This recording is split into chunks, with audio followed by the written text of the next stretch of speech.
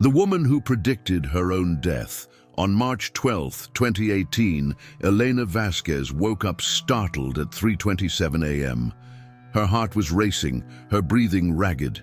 It wasn't a typical nightmare. It was something deeper, more vivid, more disturbing. Something she would later describe in her journal as an absolute certainty disguised as a dream. Elena saw her own death, not in a vague or symbolic way, but with precise, specific, unsettling details. A car accident on Highway 27, a red truck losing control, heavy rain, a sign reading Mirante San Carlos 3 kilometers, Thursday 5:42 p.m. She even felt the impact, the glass shattering, the world spinning, before waking up in her bed, drenched in cold sweat. For most people, this would be just an especially vivid nightmare, something to mention over breakfast and forget by lunch. But Elena Vasquez wasn't like most people. At 34 years old, this literature professor had a troubling history.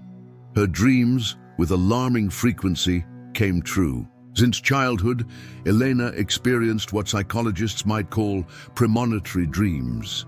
At age 8, she dreamed of the collapse of her hometown's main bridge 3 days before it happened. At 16, she saw in detail her grandmother's cancer diagnosis weeks before the first symptoms appeared. In college, she dreamed of the fire that would destroy her dorm, saving 12 classmates by insisting they evacuate the building hours before the first flames. Over the years, Elena learned to live with this gift or curse. She learned to distinguish normal dreams from premonitory visions. The premonitions had a different quality, sharper, more detailed, accompanied by a physical sensation of certainty she described as the weight of truth on my chest. And the dream from that March morning carried that weight like no other before. Elena didn't tell anyone at first. What would she say? I dreamed I'll die in a specific car crash, at a specific place, at a specific time. Even with her history, it would sound like delusion, paranoia, perhaps even a cry for psychological help.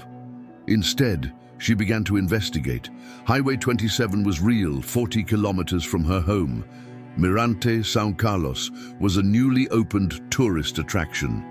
Every element of her dream matched real, accessible, possible places. For 2 weeks, Elena lived in a state of existential suspension. She kept teaching, grading papers, meeting friends, but every moment was shadowed by the acute awareness of an approaching deadline.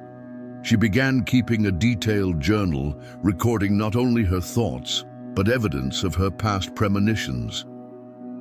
If this is real, she wrote on March 20th, I have exactly 37 days left to live. How should one live, knowing exactly when and how they'll die? The question wasn't rhetorical. Elena began researching. She read about terminal patients, death row inmates, fatal diagnoses. She was looking for a manual for her impossible situation, a guide for living with a death date marked on the calendar. On April 1st, Elena finally shared her secret, not with family or friends, but with Dr. Robert Mendez, a neuroscientist specializing in extrasensory perception phenomena. She wasn't seeking salvation, she explained in her initial email. She was seeking understanding. Dr. Mendez, initially skeptical but intrigued by Elena's documented history, agreed to meet her. Over 3 intensive sessions, he subjected her to a battery of tests: sleep EEGs, MRIs, extensive psychological evaluations. The results were inconclusive but provocative. Elena's brain showed unusual activity in the temporal lobe and amygdala during episodes of premonitory recall. I can't explain how you see the future, Dr. Mendez admitted in their final session. But your brain data suggests you genuinely believe you do, and your documented history is hard to dismiss as coincidence. So do you believe I'll die on April 26? Elena asked directly. I believe you believe, the scientist replied cautiously, and that in itself is fascinating. Fascinating, but not particularly helpful for someone counting down the days of her life. Elena left Dr. Mendez' lab with no concrete answers, only validation that her experience, whatever its nature, was real to her. With 3 weeks remaining, Elena made a decision. If she couldn't change her fate, she would document her journey. She started an anonymous vlog, Countdown, where she shared daily reflections, not mentioning her premonitions specifically, but exploring deeply the concept of conscious mortality. "We all live in Countdown," she reflected in her third video, which would later go viral. "The difference is, most have the luxury of ignorance about the final number.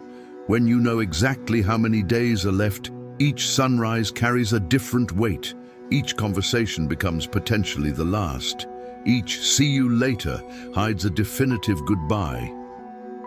The vlog attracted a small but devoted audience, moved by Elena's raw honesty and depth of insight, unaware that she was speaking literally about her imminent death. On April 15th, with 11 days left, Elena began putting her affairs in order. She updated her will, wrote letters to her parents, her younger brother, her closest friends, donated treasured books, adopted out plants she wouldn't live to see bloom. Each act was a small funeral for a future possibility she would never experience. On April 20th, with 6 days remaining, Elena contacted Dr. Mendez again. "If I avoid Highway 27 completely, if I lock myself inside on the 26th, will fate find another way?" she asked. "Or can we outsmart the future?" Dr. Mendez had no scientific answers, only philosophical speculation. "History is full of stories about people trying to avoid prophecies, only to inadvertently fulfill them," he noted. "But there are also accounts of premonitions that served as warnings, allowing fate to be altered. The core question is, did you see a fixed future or a possible one?" The question haunted Elena in the days that followed. She cancelled classes, avoided commitments, briefly considered traveling far away to another state, another country. But something held her in place, as if a gravitational force pulled her inexorably toward her marked destiny.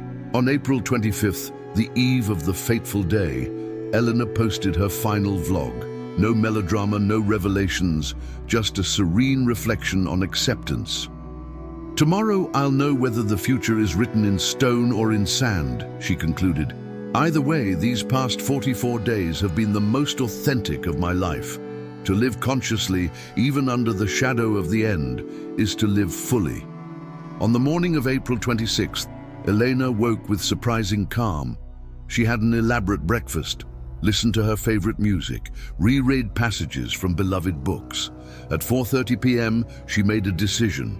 She grabbed her car keys. What happened next was documented by multiple sources: police reports, local news, eyewitness accounts, and most significantly, security camera footage from Highway 27. At 5:35 p.m., Elena Vasquez was driving along Highway 27 in heavy rain. She was approaching the sign, Mirante San Carlos, 3 kilometers. Ahead of her, a red transport truck began to skid, the driver losing control on the wet road. What the cameras captured next defied all expectations. Instead of continuing in her lane on a collision course with the out-of-control truck, Elena deliberately swerved to the shoulder, braking quickly. The truck spun past her, crashing into the median barrier. Elena got out of her car and ran toward the overturned truck. The driver, Marco Silveira, 42, was trapped in the wreckage, unconscious, bleeding heavily. With the help of another driver who stopped, Elena reached him through the shattered windshield and applied pressure to an arterial wound in his neck, keeping him alive until paramedics arrived at exactly 5:42 p.m., the precise moment she had dreamed she would die. If she hadn't been there, at exactly that moment, with the presence of mind to act immediately, Mr. Silveira would surely have died, the lead paramedic later stated. "I've never seen someone so calm in such chaos. It was like she knew exactly what to do, like she had rehearsed for that moment." When asked by reporters how she reacted so quickly, Elena offered only an enigmatic smile. Let's just say I had time to prepare. In the days that followed, as Marco Silveira recovered in the hospital, surprising details emerged. He was a single father of 7-year-old twin girls. He had been transporting urgent medical equipment to a children's hospital. His death would have triggered a cascade of tragedies. 1 week after the accident, Elena visited Marco in the hospital. The conversation they had remained private, but nurses reported that both cried and laughed, like old friends reunited after a long separation. Dr. Mendez, analyzing the events, offered a provocative theory.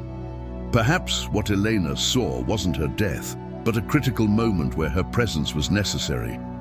The brain, unable to fully process information that defies our linear understanding of time, interpreted the vision as her own death, when in fact it was a call to save another life. Elena eventually revealed the full truth on her vlog, which exploded in popularity. Countdown became a global phenomenon, with millions following her reflections on premonition, fate, free will, and purpose. I don't know if I changed my fate or fulfilled exactly the role I was meant to play, Elena reflected in her most viewed video. Maybe the premonition was never about my death, but about my choice. Maybe the future isn't fixed, but shaped by our decisions in critical moments. Or maybe there are multiple possible futures, and our dreams are glimpses of paths we can choose to follow or avoid. 1 year after the incident, Elena published a book, Rewriting the Future, detailing her experience and exploring similar cases around the world. She became a visiting professor at various neuroscience departments, including Dr. Mendez's lab, where new studies on temporal perception and premonition are underway. Marco Silveira and his daughters became part of Elena's life. "She didn't just save my life," Marco said in an interview.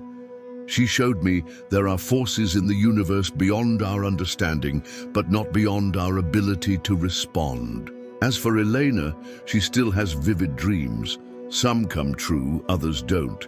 "The difference now," she explains, "is that I see each premonition not as a sentence, but as a possibility, not as an inescapable fate, but as information I can use to navigate the river of time more wisely." The case of Elena Vasquez remains one of the best documented examples of apparent premonition with verifiable consequences. For skeptics, it's an extraordinary coincidence combined with self-suggestion. For believers, it's evidence of perception beyond the conventional limits of time. For Elena, it's simply her reality, a reality where the future whispers warnings to those willing to listen, and where a death marked on the calendar may not be the end of the story, but merely the beginning of a deeper chapter. "We all have premonitions," Elena concludes in her lectures. "That unexplained chill, that sudden certainty, that dream that lingers. The question isn't whether we can see the future. The question is, when we glimpse what's coming, will we have the courage to act?"